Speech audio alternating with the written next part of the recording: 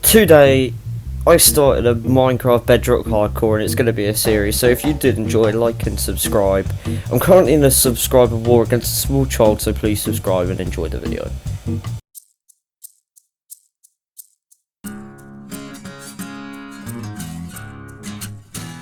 Minecraft hardcore, the thing where boys turn into men. There's no playing around here. One life. If I die, then the series is over. I quickly realised that I'm on top of a spawn, so I start mining down a tree and, well, get resources and stuff. If anyone was to join this, they'd have to jump off the leaves, which I think at this point have despawned, so yeah. After mining down a tree, I crafted some planks and get a crafting table. I was ready to get as much resources as possible to build a base and, well, most importantly, get a bed. But first I needed better tools just in case I got ambushed in the middle of the night, so I start finding some stone, getting cobblestone, getting coal, doing all of that. The thing I was thinking about mostly into this part is I needed iron. Mostly in survivals I rush to get stone and then just get iron basically straight off. So on hardcore, that's what I was trying to achieve. We got some coal and then I wrote down the date the survival world was made and, well, when this video was made, so you not know when it started. Shortly later I found a cave and out came my first challenge, a skeleton with a golden helmet. Terrifying, did 2 hearts of damage, luckily did not die in the first episode and retrieved the iron that I've been looking for.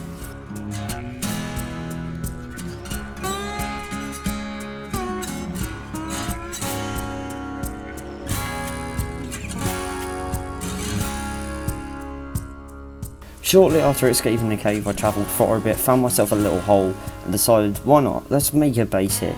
Spaced out a little to put my crafting table and everything down, put a furnace down, and went exploring to try and find a bed by, well, killing some sheep. After a while I thought, hey, why don't I put some of my loot in a chest, and write a sign outside so I don't, well, forget where I am. And I came up with the name of Home of Homes because, well, this is going to be the only house on the server as long as nobody else joined, which probably will happen.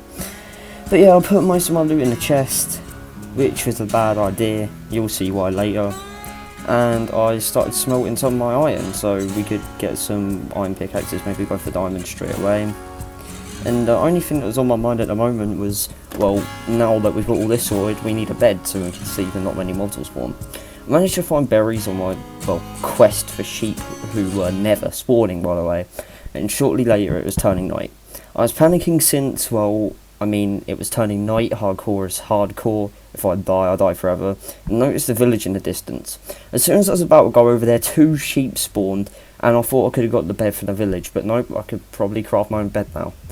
But the issue was running towards the village was a bad idea because there was a ton of mobs spawning around it and I had no sprint.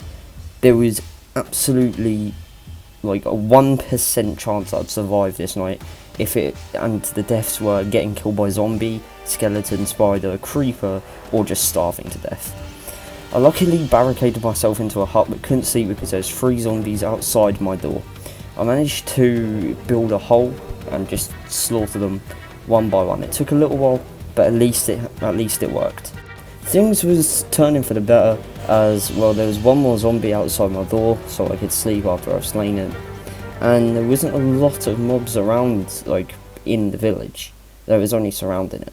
We fell asleep and managed to survive day 1. On to day 2. Day 2 started off in a panic as I realised that, well, I was kind of starving and I was not going to make it back without dying.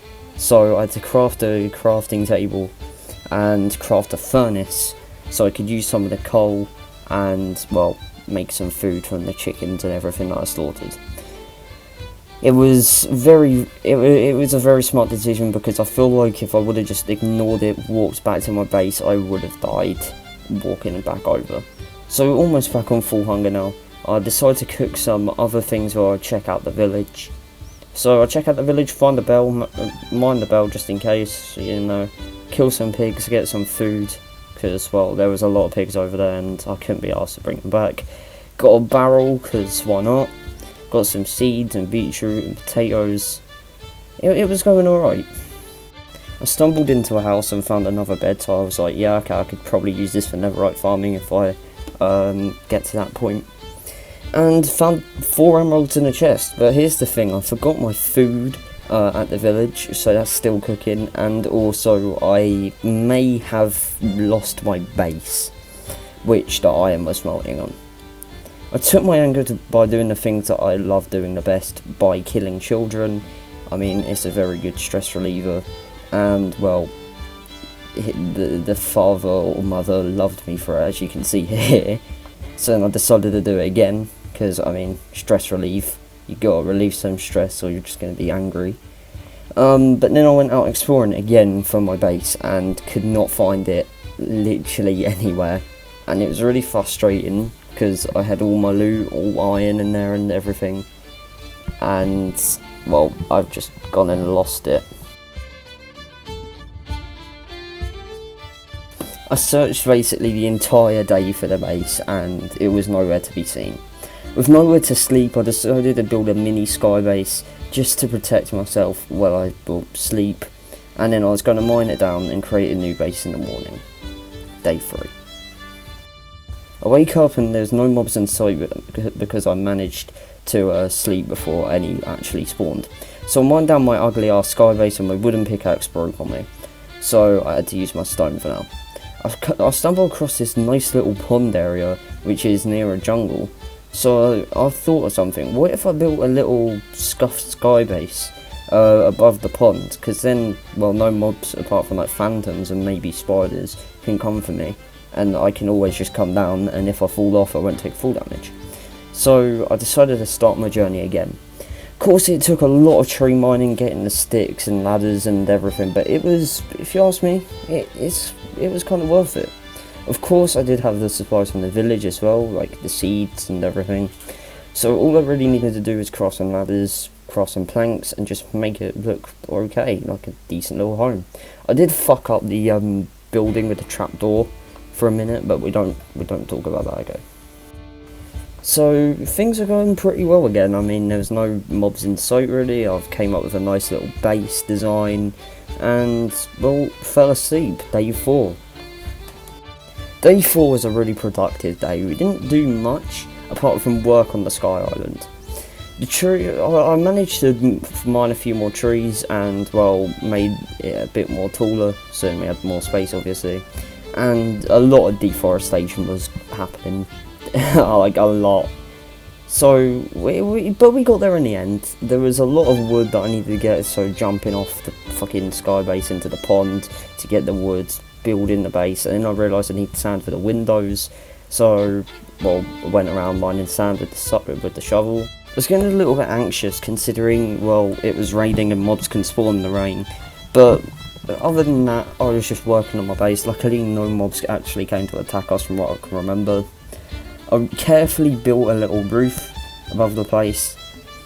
Yeah, so as you can see down there, it's just like one block of pond. So the reason why I've actually built it here is because if, like, no mobs I don't think will spawn in it, and even if they do, well, they can't really get up to me. Drowns can't spawn there, if that's what you're going to ask. Yeah, no, and I also discovered this little cave bit, but more on that later. Yeah. So drowns can't spawn there because it's not really 2 blocks, so zombies can't drown in there. And yeah, it was going on pretty nicely. The ladder wasn't very nice because it was made out of dirt, but I mean, I used all the resources fairly well, and all we really needed to do right now was just fill in the windows. Day 5, we explored a little square in the jungle and got some melons, went mining for a little tiny bit, and all we really needed to do now was finish off the house, which I was going to do. I mean, we had enough sand, I just needed to smelt some more coal and everything, find some more coal, and just, yeah, that's it really. I had a plan. Around the back I was going to make a little farm, so obviously we don't starve while we're up there. We won't for a little while, but still. I had a little plan, but it didn't go very well, so I had to redo it all. That you'll see in a minute. Yeah, so basically we got every single window done before the night ended, I'm pretty sure, apart from like one. And then here's a little farm being created. I realised that I needed the hoe and everything. I dropped the thing down there, I don't know what I was doing. Yeah, I screwed it up and, well, at least we made it.